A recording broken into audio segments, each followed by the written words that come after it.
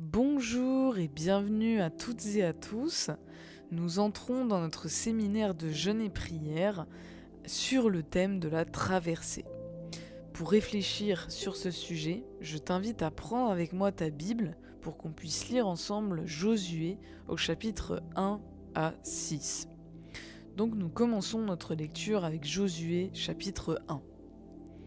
Après la mort de Moïse, serviteur de l'Éternel, l'Éternel dit à Josué, fils de Nun, serviteur de Moïse: Moïse, mon serviteur, est mort. Maintenant, lève-toi, passe le Jourdain, toi et tout le peuple, pour rentrer dans le pays que je donne aux enfants d'Israël.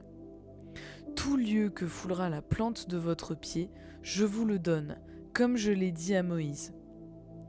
Vous aurez pour territoire, depuis le désert et le Liban jusqu'au grand fleuve, le fleuve de l'Euphrate, tout le pays des Hétiens, et jusqu'à la grande mer vers le soleil couchant. Nul ne tiendra devant toi tant que tu vivras. Je serai avec toi comme j'ai été avec Moïse. Je ne te délaisserai point, je ne t'abandonnerai point. Fortifie-toi et prends courage, car c'est toi qui mettras ce peuple en possession du pays que j'ai juré à leur père de leur donner. Fortifie-toi seulement et aie bon courage en agissant fidèlement selon toute la loi que Moïse, mon serviteur, t'a prescrite. Ne t'en détourne ni à droite ni à gauche, afin de réussir dans tout ce que tu entreprendras. Que ce livre de la loi ne s'éloigne point de ta bouche. Médite-le jour et nuit pour agir fidèlement selon tout ce qui est écrit, car c'est alors que tu auras du succès dans tes entreprises, c'est alors que tu réussiras. Ne t'ai-je pas donné cet ordre? Fortifie-toi et prends courage, ne t'effraie point et ne t'épouvante point, car l'Éternel ton Dieu est avec toi dans tout ce que tu entreprendras. Amen. Nous nous situons à la fin de la traversée du désert. Moïse et le peuple hébreu ont quitté l'Égypte où ils étaient esclaves. Pendant 40 ans, ils ont marché dans le désert et beaucoup y sont morts, dont Moïse lui-même. Moïse a accompli sa mission qui était de libérer le peuple. Par son intermédiaire, Dieu a fait passer le peuple de la captivité à la liberté. Mais il fallait encore que le peuple passe un nouveau statut, celui d'un peuple libre à un peuple établi sur son territoire. Donc, une fois arrivé à Canaan, la traversée n'est pas terminée. C'est à Josué de prendre la suite du chemin à la tête du peuple pour aller conquérir la terre promise. Josué était le fidèle serviteur de Moïse. La Bible ne nous décrit pas vraiment son état d'esprit, mais je pense qu'il était très certainement triste, endeuillé et peut-être même fatigué suite à la mort de son père spirituel. Peut-être qu'il avait des peurs et des inquiétudes. Il se demandait sûrement comment il allait faire pour diriger tout un peuple seul. Mais c'est à ce moment précis que Dieu vient s'adresser à Josué. Il donne un ordre simple, qui est: fortifie-toi et prends courage, ne t'effraie point et ne t'épouvante point.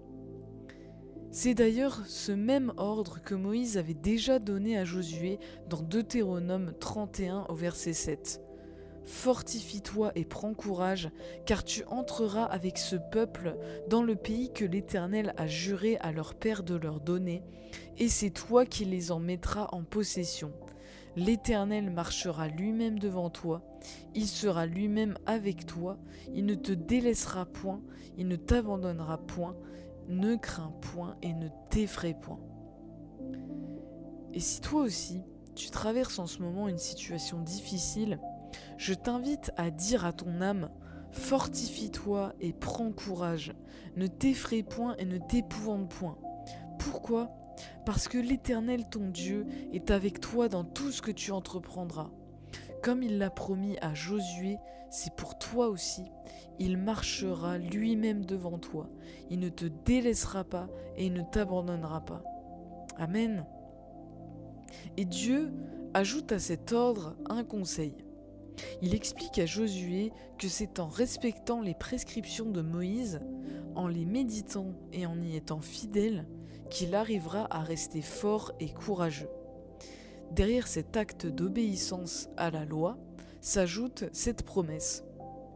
C'est alors que tu auras du succès dans tes entreprises, c'est alors que tu réussiras. Et pour nous aujourd'hui, c'est la même chose. C'est-à-dire que pour tenir ferme face à l'épreuve, il faut s'attacher à la parole de Dieu.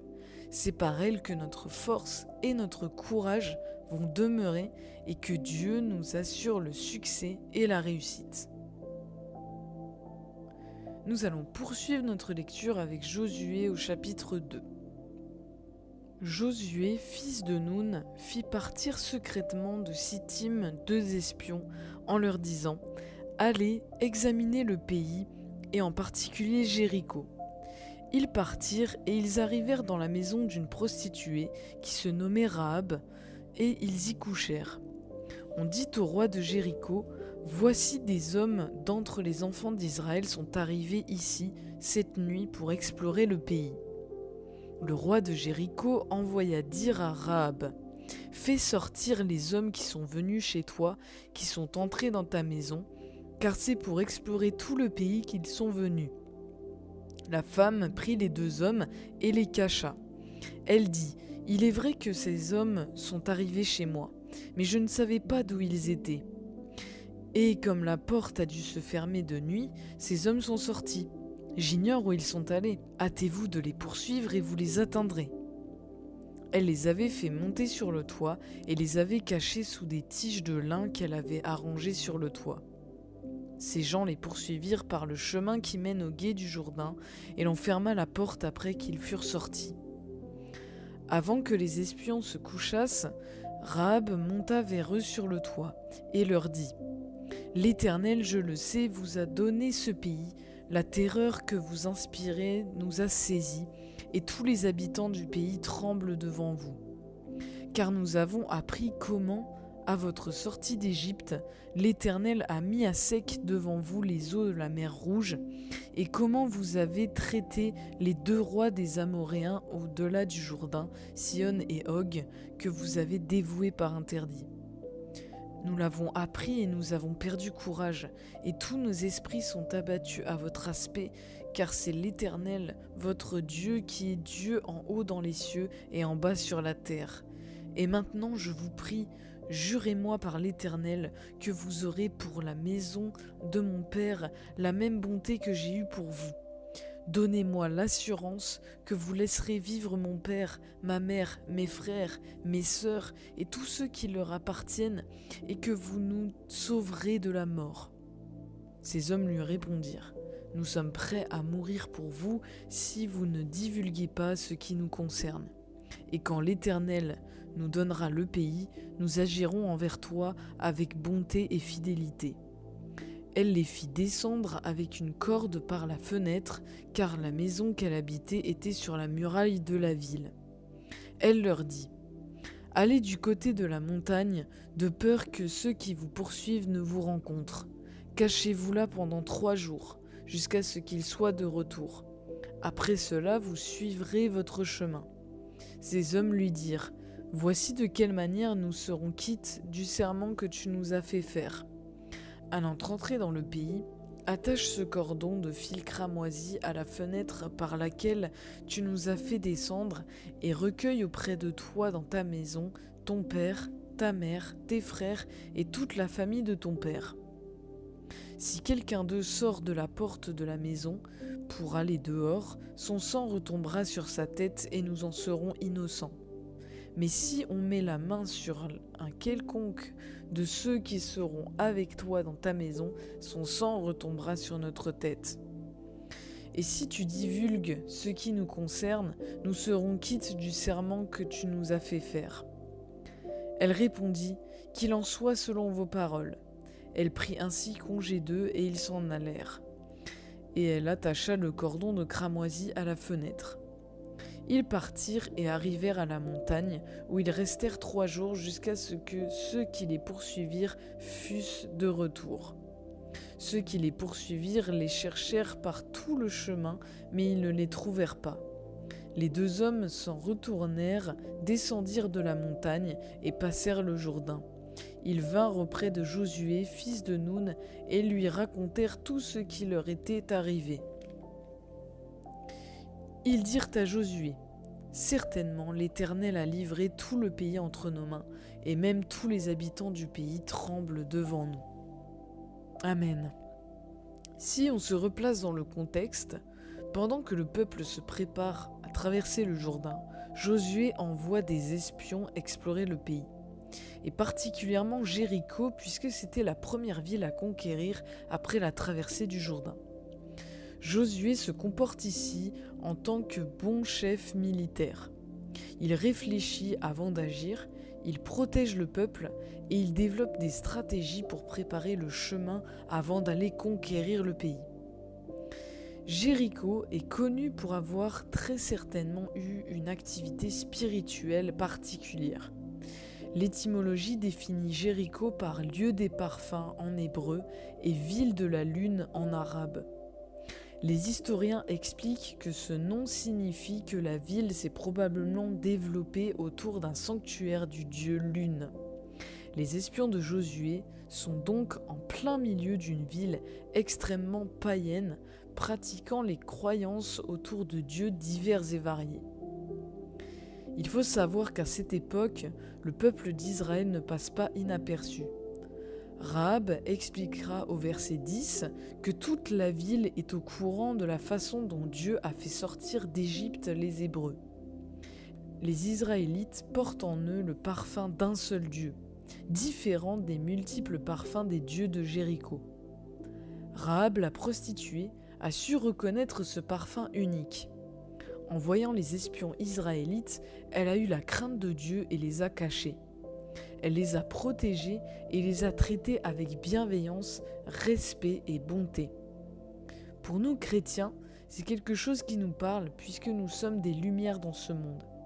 Dieu nous appelle parfois à passer par des lieux sombres que nous ne connaissons pas.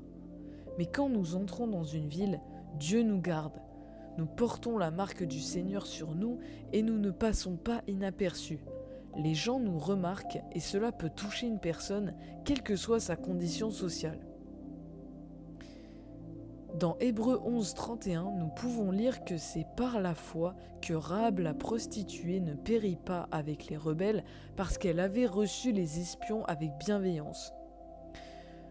Ne minimisons pas la crainte de Dieu, le soutien envers ses serviteurs et notre hospitalité. Parce que par cet acte de foi, Rahab a sauvé sa propre vie ainsi que celle de toute sa famille.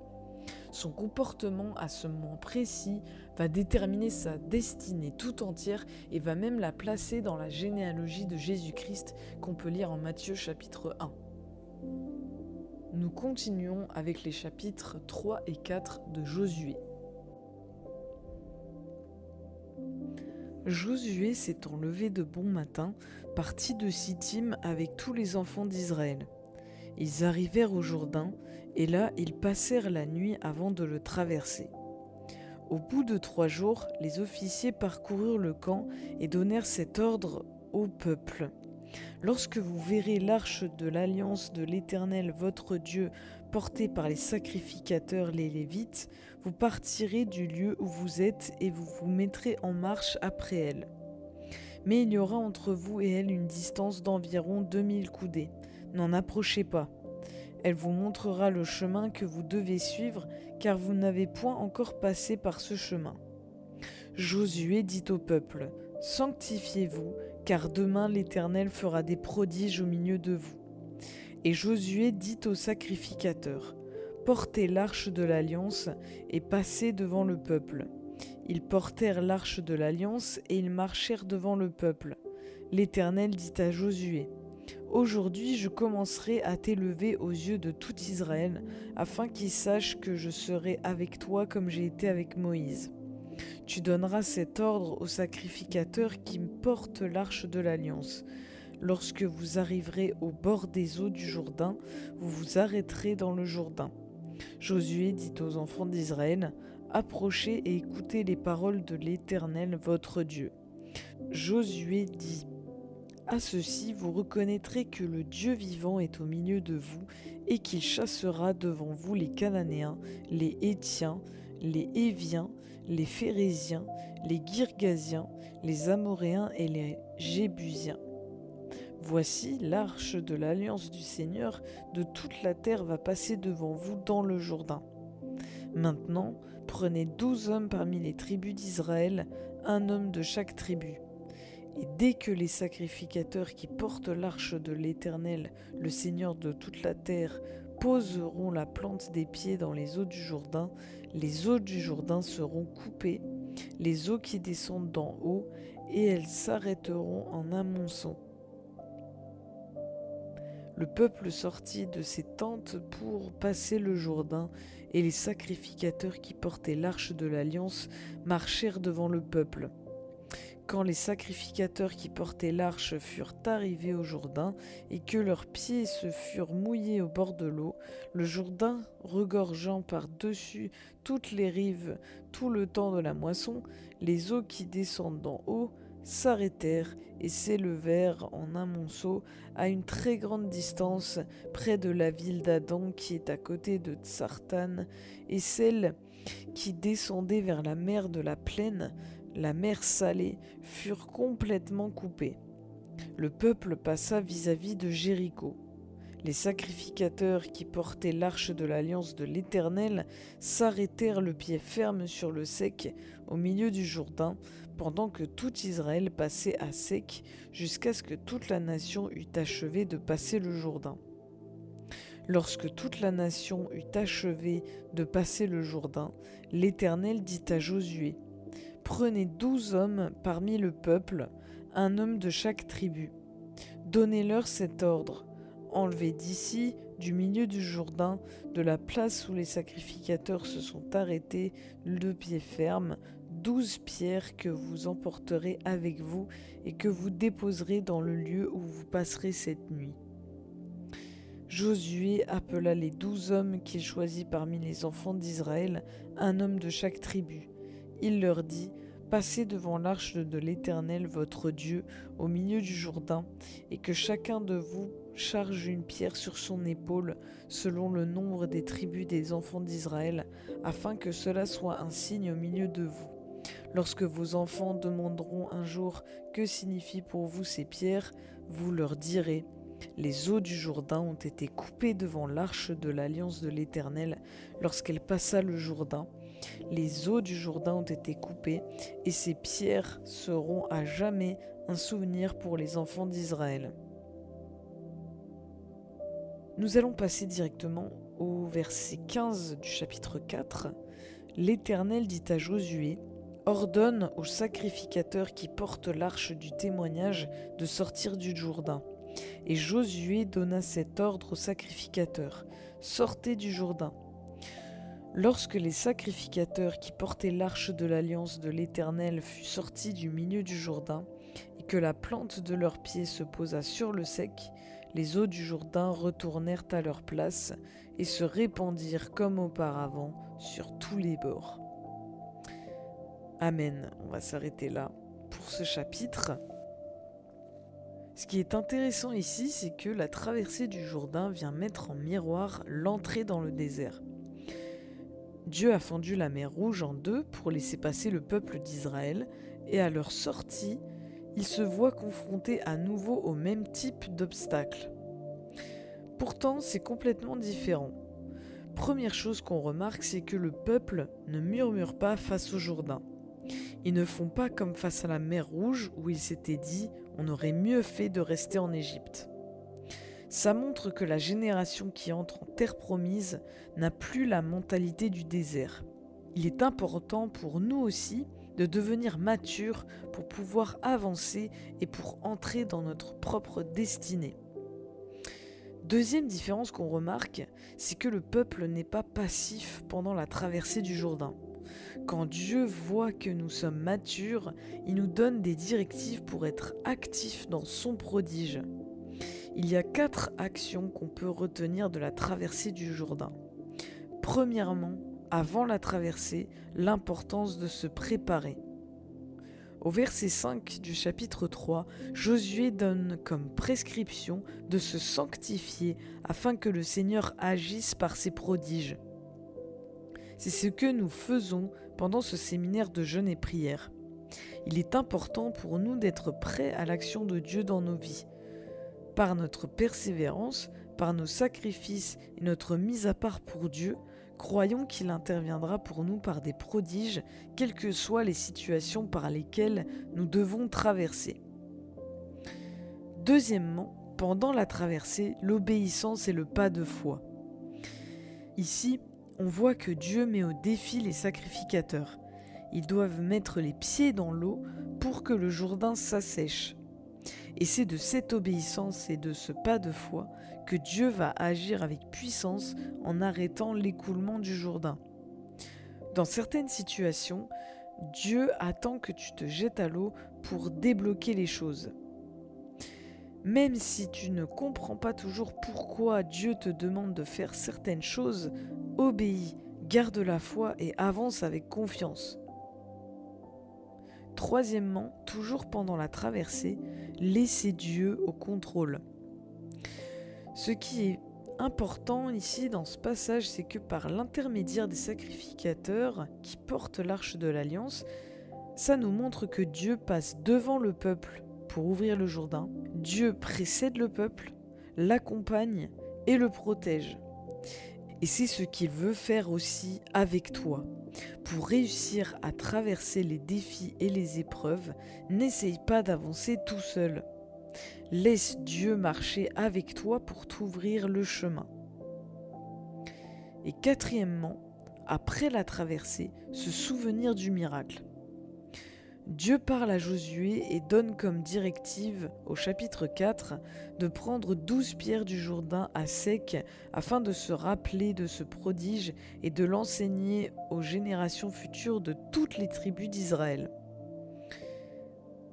Encore aujourd'hui, Dieu nous demande de ne pas oublier ses bienfaits dans nos vies.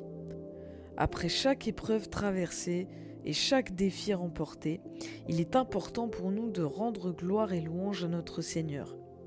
En cette fin d'année où nous allons bientôt terminer de traverser 2024, prenons des temps de reconnaissance en se rappelant de toutes les bontés du Seigneur dans notre vie et maintenons cette attitude de reconnaissance dans notre quotidien.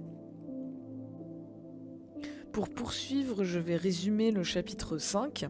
On se situe juste après la traversée du Jourdain, où Dieu demande à Josué de circoncire la génération qui va rentrer dans Canaan, parce que c'est la génération qui est sortie du désert et qui donc n'a pas pu être circoncis en route.